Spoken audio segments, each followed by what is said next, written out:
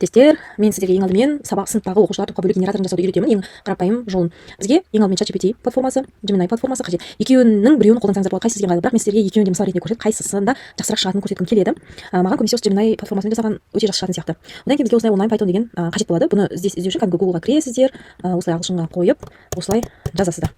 Осылай жазған кезде мына ең алдымен шығатын сайт болады. Осы сайтқа кіресіздер. Осы сайт мынау сайт. Бұл сайтқа тіркелудің қажеті жоқ. Сонымен қатар суреттер әртүрлі келіп қалады. Бізге сол кезде Pinterest деген платформаны қолдансаңыздар болады. Pinterest немесе қарапайым Google-ға жаза беруге бірақ Pinterestте көп әдемі суреттер тауып алады. Pinterest. Сонымен қатар тағы да бізге бір құралдар қажет. Ең алдымен біз ChatGPT немесе Google Gemini-ға жазамыз. Мысалы, егер де сіздердің ойларыңызда топқа бөлуге болатын идея уже ойыңызда келіп тұрса, оны прямо жаза беріңіздер. Бірақ ең алдымен егер идея жоқ болса, оны былай жазуға болады.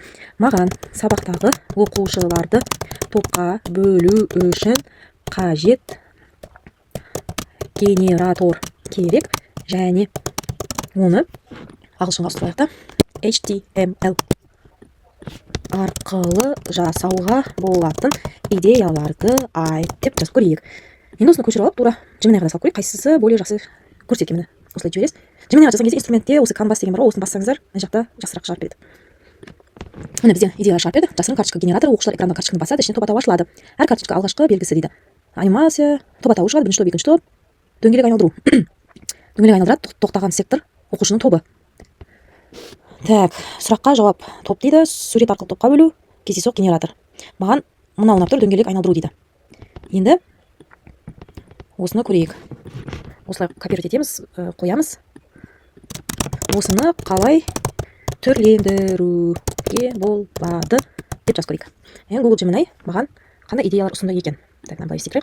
Мұндай оқушылар функциясын қосуға болады, топқа бөлу. Дизайн заманауи мобильді ыңғайлы өту үшін. Так, сол жақ терезе оқушылар. Бұл жерде ешқандай бірінші идея ұсынбапты, бірақ енді сұрап көрейік былай. Тура осы бағанағы мына идея бар ғой. Айналдыру деген осыны қойып қойып, осы жаққа да. Осы идеяны түрлендір деп жазып көрейік. Не ұсынады екен бізге? Керемет идея.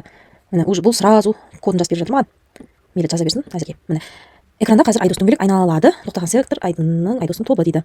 Дөңгелек дыбыс, құпия дөңгелек, тақырыптық. Жақсы, онда бүйтіп айтайын. Осы генераторда мұғалім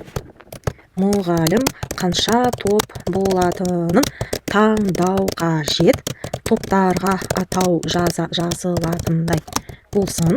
Сосын дөңгелектегі топтардың атаулары түрлі түстермен ажыратылсын. Тақтаға шыққан оқушы ортадағы кнопканы басқанда айналып бір топқа стрелка тоқтасын. Сол топтың адамы болады.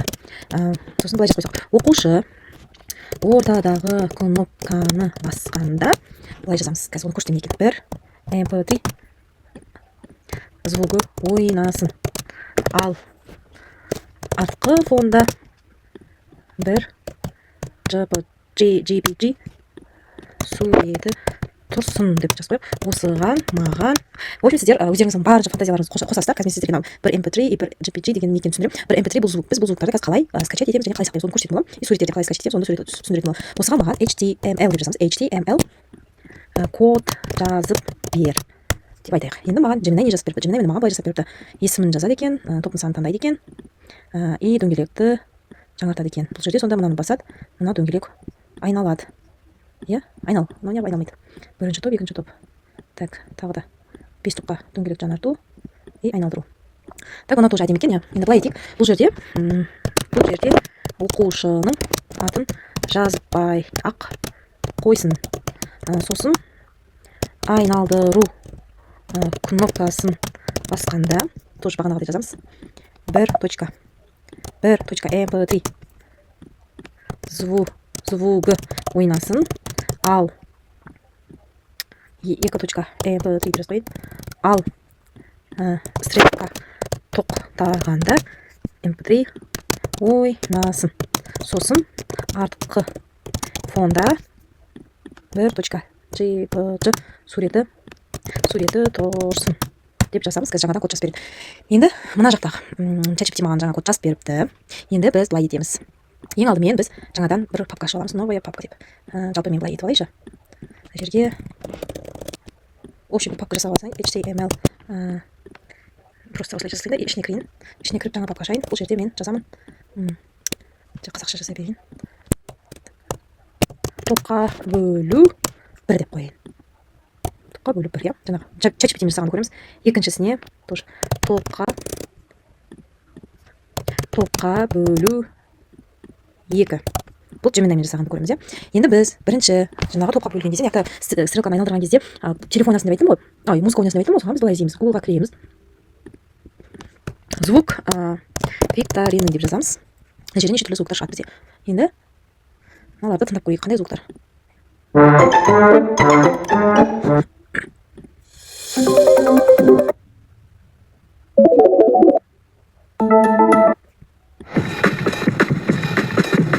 Мына звукты скачать етіп көрейік.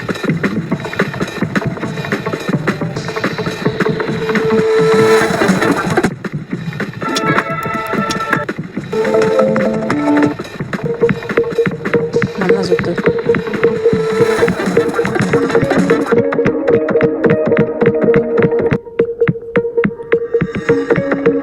Менде қай звук ойнап тұрғанын білмей тұрмын. Жақсы, енді мен мына жерде бірінші топқа бөлу дедім ғой, иә. Мен жаңағы звуктар негізі нақты келіп тұрған жоқ, бірақ сонда да көшіріп сіздерге көрсетіп жатырмын. Міне. Мынаны осылай папкаға келемін да, бұны мен жаңағы 1 деп айттым ғой мен сіздерге. Сол жерге 1 деп жазамыз. 1. Міне 1 mp3, иә. Енді менде еще тағы 1.jpg деген фото болу керек деген нәрсе жаздым мына жерге. Енді бұған фото іздеймін бір қандай фото, бір қызықты стади, AI, мысалы деп іздеп көрейін, қандай суреттер шығады екен.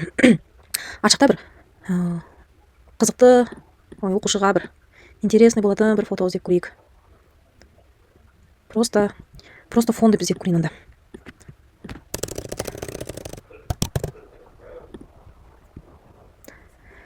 Мысалы, мына фото деп іздеп көрейін. Жоқ, бұл кішкене темныйлау қалды сияқты, бір ашықтағы фото іздеп көрейін. Мына жерде бәрі темный. Жарайды, мысал ретінде любой фотоны ала берейін. Мысалы, мына фото сохранить изображение как рабочий стол. Бұған 1 деп жазамыз. Міне. Енді осыны тоже осында қоямыз. Міне. Бұл жаңа ChatGPT-мен жасайтынға жасап жатырмын ғой. Енді бізге жасап берген кодты, міне. Дайын код дайын болды. Барлығы дайын. Осыны аламыз да копировать дейміз. И сосын мына жерге қоямыз. Python дегенімізге қоямыз. Міне. Енді осыны біз сохранить етеміз. Міне, осылай басасыздар, міне. Мынаны басасыздар. И осыны басасыздар. Мына жерде тұру керек. Бұған ештеңе тиіспейсіздер. Мына жерге жазасыздар. Топқа бөлу, иә. Топқа бөлу деген өздеріңіз кез келген ат қойып қоясыздар. HTML деп жазамыз. Міне. Сақталды менде.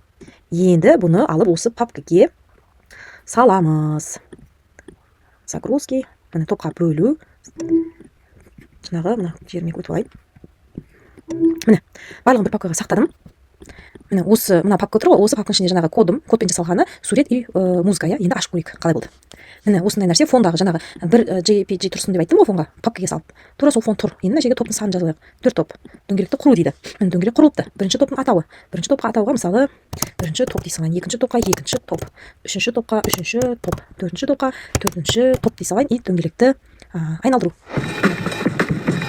Міне, көрдіңіздер ме? Музыка ойналып тұр.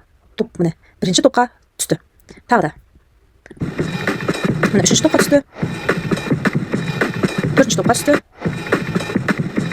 Екінші топқа түсті. Міне. Барлығы оп-оңай. Енді біз Gemini'мен жасалғанды тоже тексеріп көрейік. Өшіріп тастаймыз. Gemini'дағы кодты тоже көшіріп алайық.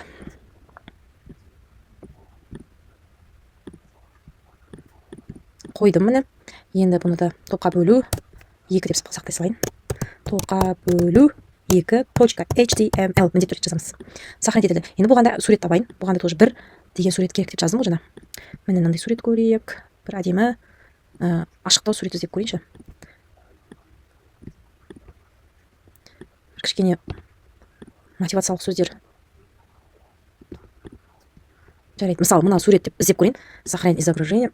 Рабочий стол тоже 1. Потому что бұл жерде мен жаңа 1 деп жазғанмын. Міне, қараңыздар. Видео өте ұзақ кеткен сияқты.